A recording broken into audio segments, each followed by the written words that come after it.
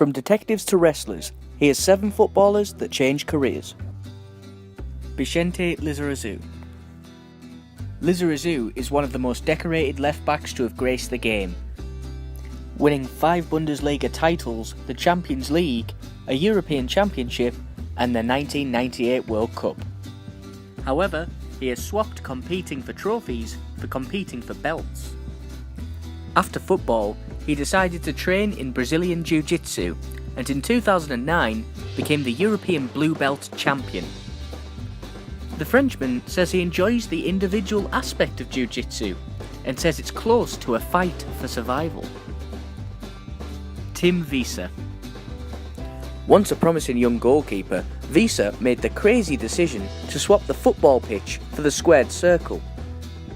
He built up a good reputation as a player in Germany, earning himself a place in Germany's 2010 World Cup squad and making 194 appearances for Werder Bremen before signing for Hoffenheim. However, injury and bad form meant he made only 10 appearances in 2 years, and in 2014 he retired from football. Soon after, Wiese took up bodybuilding and put on a freakish amount of muscle, attracting the attention of WWE CEO Vince McMahon. In the same year he retired, he was accepted to WWE NXT and in 2016 made his professional debut at a WWE live event, teaming up with superstars Sheamus and Cesaro. Lee Bowyer. Cockney hardman Lee Bowyer had all in all a pretty good career, scoring 68 goals in 489 games, winning a League Cup with Birmingham City and earning an England cap. However, most football fans will remember him as, well, being a bit of a bastard, getting 98 yellow cards, 5 red cards, testing positive for cannabis in a drugs test, racially abusing an Asian staff member at McDonald's, and of course, fighting with Kieran Dyer in a match despite them being on the same team.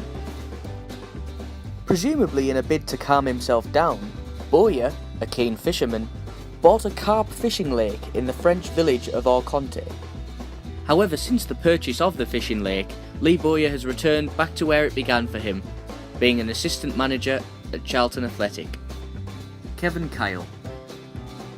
Scotland international Kevin Kyle could be described as a footballing journeyman, playing for 11 different clubs in his career. At his peak, Kyle earned a colossal £10,000 a week playing for Sunderland and Rangers, but ended up strapped for cash because of a gambling problem, once admitting he used to blow £7,000 a week on bets. Kyle now earns just £800 a fortnight as a storeman on a ferry, but don't give up on him going back to a career in sport.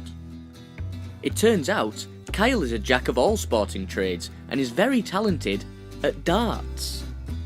He plays for the Red Bray pub team in Kirkintilloch and in 2016 caused quite the upset, beating Richard Veenstra, who is currently ranked 12th in the BDO. Arjen de Zeeuw. Former Wigan and Portsmouth centre-back Arjen de Zeeuw will be remembered mainly for 3 events in his career: making it to the 2006 League Cup final with Wigan, receiving praise from Tony Blair, and somehow not kicking 10 shades of sugar out of El Hadj Diouf, the Senegalese man that spat on him. De Zeeuw's calmness and professionalism can only help him in his new career as a police detective. Yes, you've heard that right, the Dutchman has swapped tackling strikers to tackling crime in Alkmaar. Specialising in forensics, the 47-year-old mainly investigates cases involving human trafficking and drugs. Thomas Gravesen. Former Celtic, Real Madrid and Everton midfielder Thomas Gravesen was probably loved more for his enigmatic personality than his footballing ability. The tough-tackling hardman's crazy antics CV ranged from fighting with Rubinho to coming into training with a paintball gun to shoot the physios. He retired young at age 31, but Gravesen is hardly strapped for cash. The Dane, reportedly worth £80 million, now lives life as a professional poker player, living in Las Vegas with his model wife. I wonder if he's coping with life after football. Fabien Barthez.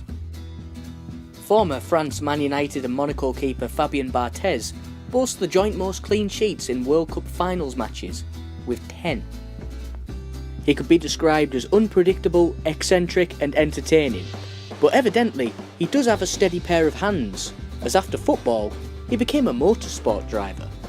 The World Cup winner retired in 2007, began a career in motorsport a year later and won his first race in 2012 at the Circuito de Navarra.